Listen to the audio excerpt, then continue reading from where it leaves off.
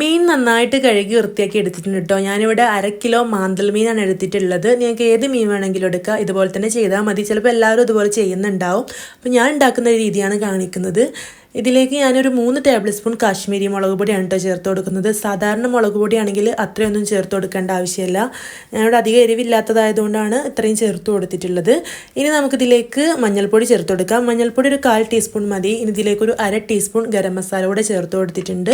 ഇനി ഈ ഒരു മീനിലേക്ക് ആവശ്യത്തിനുള്ള ഉപ്പും കൂടെ ചേർത്ത് കൊടുത്തിട്ടുണ്ട്. ഒരു ടേബിൾ സ്പൂൺ ഇഞ്ചി വെളുത്തുള്ളി പേസ്റ്റും കുറച്ച് നാരങ്ങ നീരും കൂടെ ചേർത്ത് കൊടുക്കുക കേട്ടോ. എന്നിട്ട് ഇതെല്ലാം കൂടെ നന്നായിട്ടൊന്ന് കൈ വെച്ചിട്ട് മിക്സ് ചെയ്തെടുക്കുക.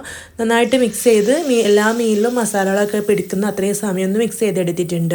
ഇനി നമുക്കൊരു പാൻ ഗ്യാസ് സ്റ്റോപ്പിൽ വെച്ച് കൊടുത്തിട്ട് വെളിച്ചെണ്ണ ഒഴിച്ചു കൊടുക്കണം.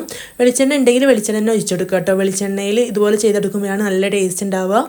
അപ്പം ഇനി ഓരോ മീനും നിരത്തി വെച്ച് കൊടുക്കുക കേട്ടോ. എന്നിട്ട് ഒരു ഭാഗം ഒന്ന് ഫ്രൈ ആയി വരുന്ന സമയത്ത് നമുക്ക് തിരിച്ചിട്ട് കൊടുക്കാം.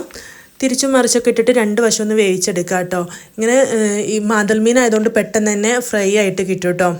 അപ്പം ഹൈ ഫ്ലെയിമിൽ വെച്ചിട്ട് ഒരു വശം നന്നായിട്ടൊന്ന് മൊരിഞ്ഞ് വരുമ്പോൾ തിരിച്ചിട്ട് കൊടുത്തിട്ട് മീഡിയം ടു ലോ ഫ്ലെയിമിൽ വെച്ചിട്ട് വേണം മീൻ ഫ്രൈ ചെയ്തെടുക്കാൻ. ഏത് മീനാണെങ്കിലും ഫ്രൈ ചെയ്തെടുക്കുമ്പോൾ അങ്ങനെ വേണം കേട്ടോ ചെയ്തെടുക്കാൻ.